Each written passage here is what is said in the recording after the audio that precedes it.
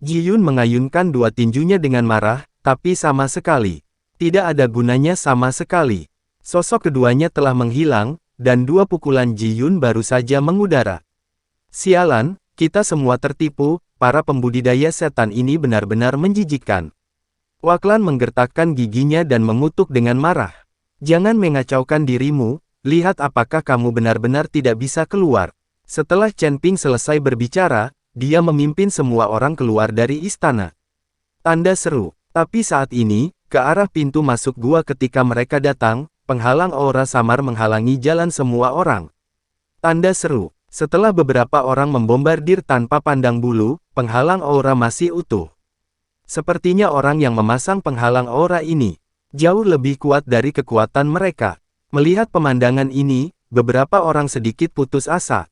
Tanda seru. Ji Yun duduk di tanah, sedikit kecewa. Putus asa. Sudah berakhir, sepertinya kita semua akan mati di sini. Jika kita mati seperti ini, itu benar-benar mencekik.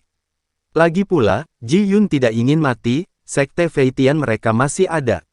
Biarkan dia mewarisinya. Fei Tianzong adalah sekte terkaya, Ji Yun tidak perlu khawatir tentang makan, minum, dan bersenang-senang. Jika dia meninggal, maka bisnis keluarga Fei Tianzong tidak akan memiliki penerus.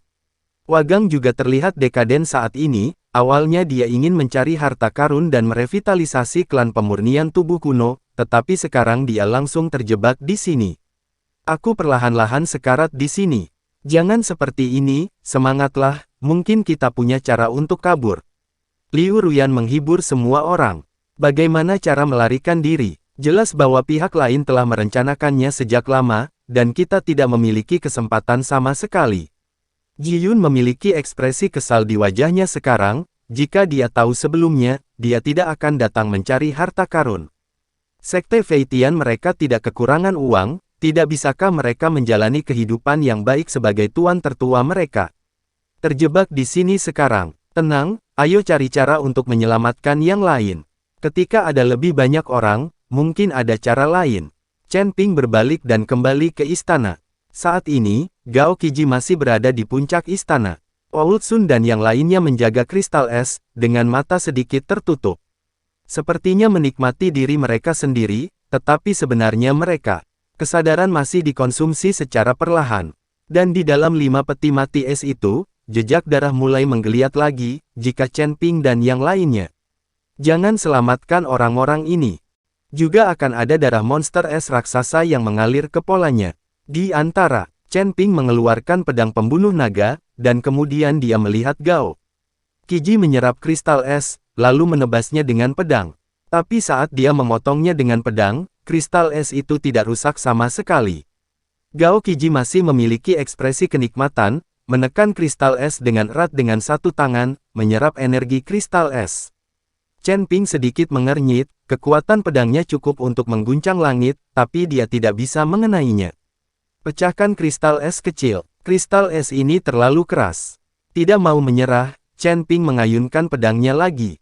Tapi setelah ditebas dengan beberapa pedang, kristal es itu tetap tidak berubah sama sekali. Chen Ping sudah berkeringat dingin di dahinya. Tuan Chen, Anda istirahat dulu, biarkan saya mencoba. Wagu menghentikan Chen Ping dan berkata, mungkin, teknik tinju latihan tubuh kuno kita dapat memecahkan kristal es ini. Setelah Wagu selesai berbicara, dia melompat dan mengayunkan tinjunya dengan penuh semangat. Tinju angin seperti zat menghantam kristal es dengan keras. Kekuatan Tong Ubin itu murni, tanpa jejak kekuatan spiritual, itu adalah otot yang menggerakkan tulang untuk bermain. Kekuatan. Namun, pukulan ini gagal menyebabkan kerusakan pada kristal es. Menyakiti. Kali ini, mereka semua jatuh ke dalam situasi yang memalukan. Orang-orang ini bahkan tidak bisa memecahkan kristal es.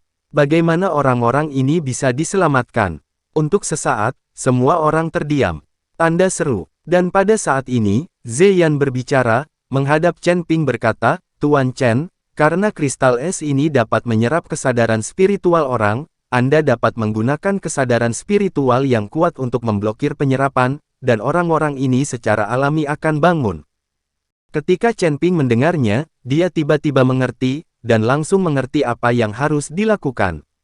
Saya melihat Chen Ping melompat lagi, dengan satu tangan. Tekan perlahan kristal es yang diserap Gao Qiji. Saat kesadaran Chen Ping memasuki kristal es, gambaran di benak Gao Qiji muncul di depan mata Chen Ping saat ini. Chen Ping melihat Gao Qiji masih terbenam di bawah sinar matahari yang hangat, tubuhnya menyerap energi, dan dia terpesona.